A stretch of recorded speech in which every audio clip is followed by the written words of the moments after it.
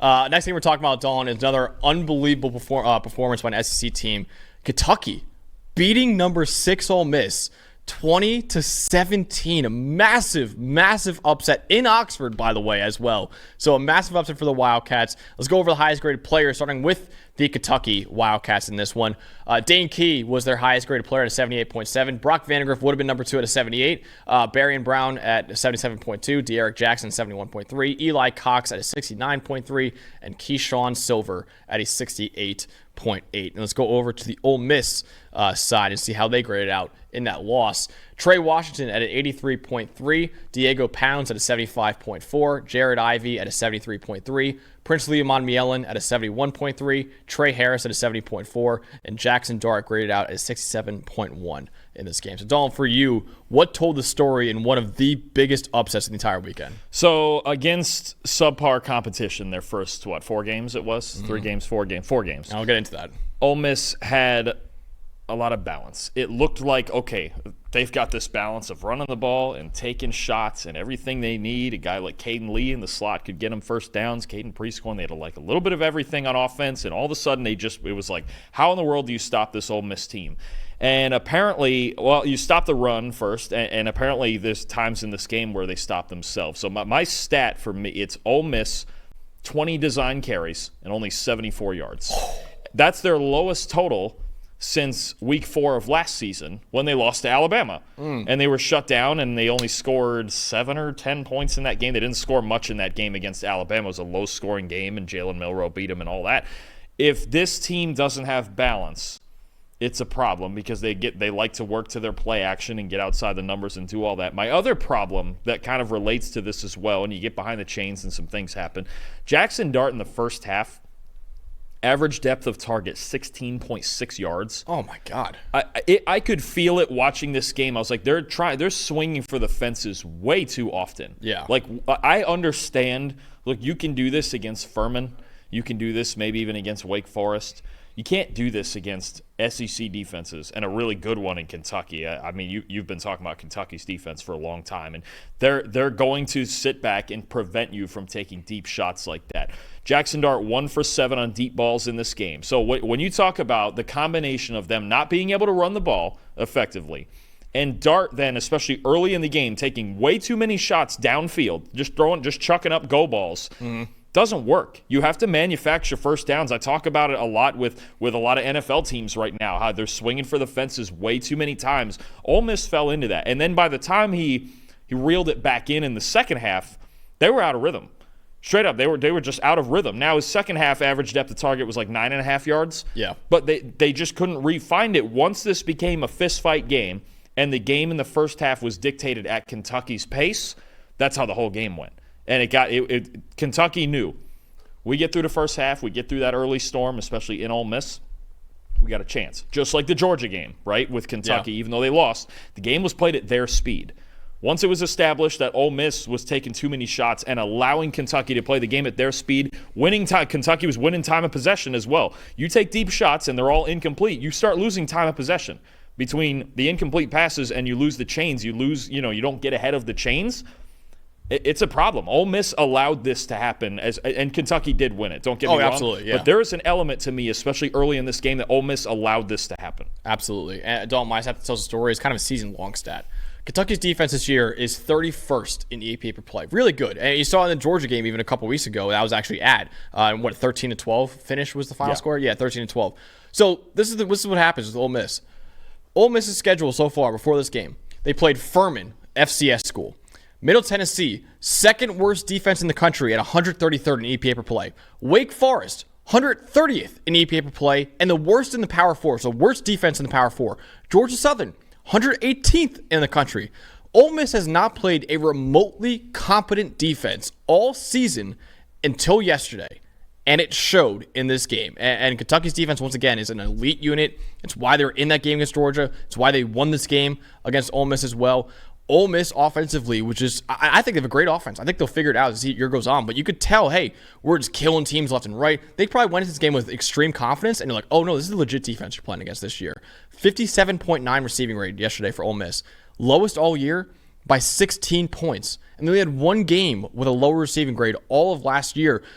Dalton, Trey Harris had 15 of the 27 targets. This guy was putting up Malik Neighbors Giants numbers yesterday for Ole Miss. He was the only receiver, it seemed like, for the Rebels out there. Juice Wells, 0 catches on 2 targets. Caden Prescorn, 1 catch that he had a big catch on late in the game. Big catch, yeah. That was it, though. That was his only catch of the entire game. And like you said, 115 rushing yards total for the Rebels as well.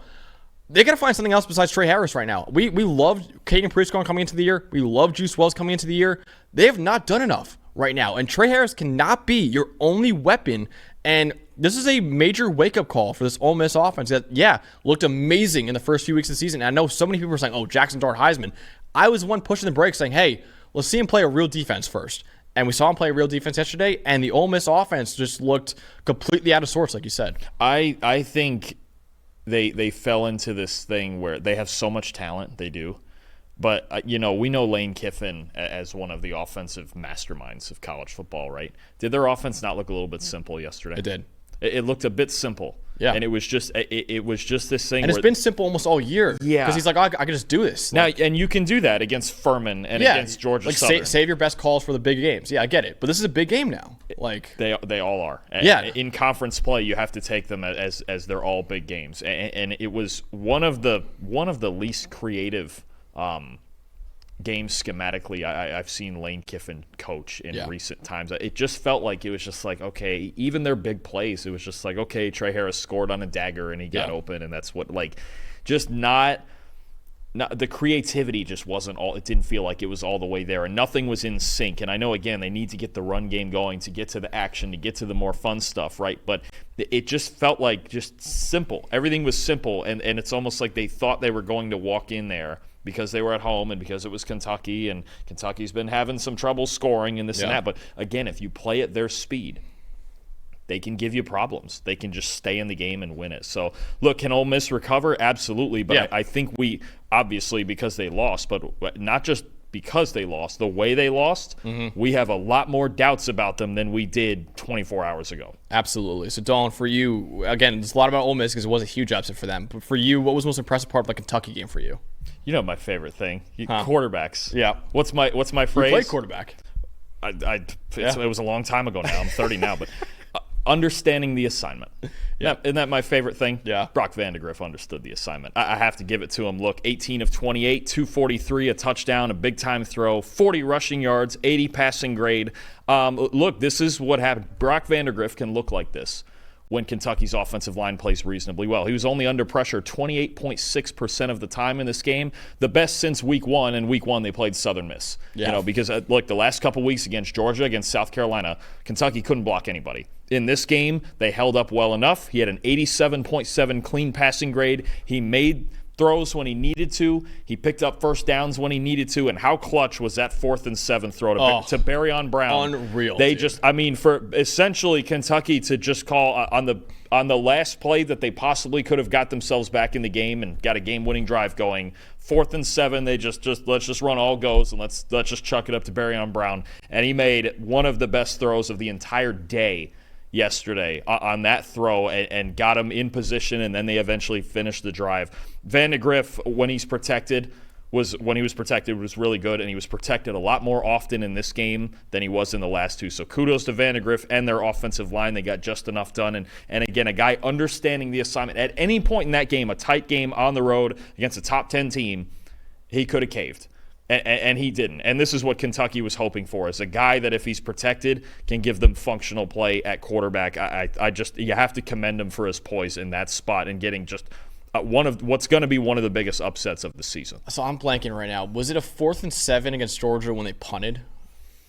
Was it exactly 4th and 7? I don't remember. Maybe less than maybe even shorter than that. Yeah. So I wonder, Stoops, after punting that and obviously losing against Georgia. And that one was wild because they were at midfield. Yeah. That was a much more hey, go situation, and they only needed a field goal. This was at their own 20. This one's Stoops 18? I bet Stoops is hey, I just lost to a top 10 team because I wasn't aggressive. I'm not gonna do it again. We're gonna go out swinging, and he let Vandergriff rip it downfield. What a throw! And look, and you just run a one-on-one go ball with one of the fastest guys in college football. It's a great call. It was a great throw. Everything about it was spectacular. Absolutely. So I'm gonna go with the Kentucky linebackers as my most impressive part of this game. Specifically, Derek Jackson and Jamin Davis-Johnson, because they were both really, really good, especially in the run game. Derek Jackson, 87.7 run defense grade, 4 run defense stops, 2 tackles for loss for no gain with a pressure. Jamin Davis-Johnson, 80 run defense grade, 2 stops, 1 tackle for loss for no gain, and 1 pressure as well.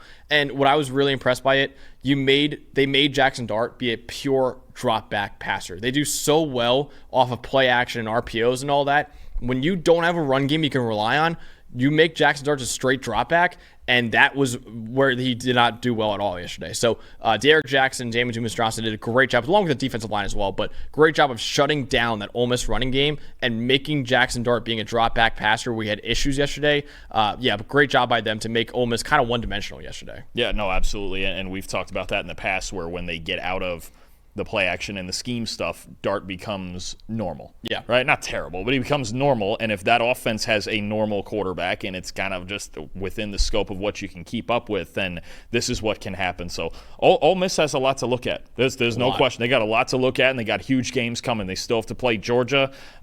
They've got big games coming, and they need to recover quickly. Look, again, you can make the SEC title game with 1 loss, but it gets harder when that 1 loss is to someone like Kentucky and not one of the top tier teams. God, can you imagine? I know Kentucky lost to South Carolina. That was a blowout. But can you imagine if they pulled off the win over Georgia? Where would they be ranked right now? Top 10. Yeah, they would be. Even with loss. even with they'd be South the highest Carolina. ranked, easily the highest ranked 1 loss. Yeah, they would be. Easily. They would be in the top 10 if they won that Georgia game. Absolutely. Yeah.